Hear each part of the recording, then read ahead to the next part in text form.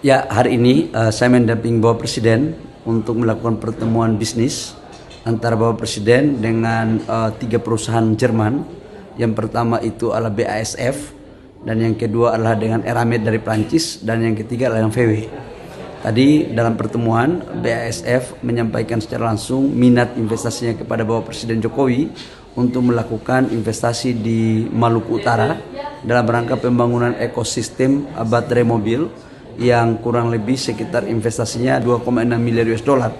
Ini adalah kerjasama investasi dengan Eramet dari Prancis dalam rangka membangun ekosistem yang memperhatikan lingkungan dan juga akan memakai green energy. Yang kedua adalah mereka akan membangun sampai dengan rencananya sampai dengan prokursor. Proses pembangunannya akan mulai dilakukan di akhir tahun 2023 ini. Yang kedua adalah kerjasama Volkswagen. Volkswagen ini salah satu perusahaan otomotif salah satu terbesar di Eropa. Mereka akan membangun juga ekosistem baterai mobil di Indonesia yang akan bekerjasama dengan beberapa perusahaan nasional dan juga perusahaan asing. Pertama, mereka akan melakukan kolaborasi dengan Vale dengan Ford dan Huayo yang ada di Sulawesi Selatan. Kemudian juga ada kerjasama VW, kemudian Eramet dan Kala Group. Dan yang ketiga adalah VW akan bekerjasama dengan perusahaan nasional Merdeka.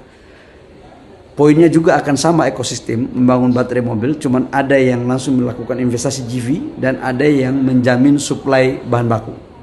Saya pikir ini adalah sebuah momentum yang tepat untuk kemudian menyampaikan kepada dunia bahwa Indonesia terbuka dalam rangka bagaimana menarik investasi tidak hanya di benua Asia tapi juga adalah benua Eropa, dan ini sebagai bentuk investasi yang inklusif dan sekaligus untuk menganulir cara berpikir orang bahwa seolah-olah pengelolaan tambang kita di Indonesia tidak memperhatikan kaidah-kaidah yang ada pada standar internasional. Insya Allah ke depan investasi ini akan semakin baik.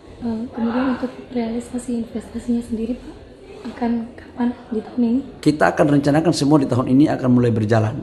Tadi saya lihat Eropa sangat luar biasa sekali, tapi memang kita harus akui bahwa geng Eropa Amerika dengan sistem aturan mereka yang menghendaki untuk salah satu negara tidak ikut terlibat, saya pikir teman-teman sudah tahu itu sangat kuat sekali. Dan di sini sebenarnya peran Indonesia untuk memainkan sistem ekonomi bebas aktif. Kita berkawan kepada semua negara, tapi kita tidak boleh diatur oleh satu negara.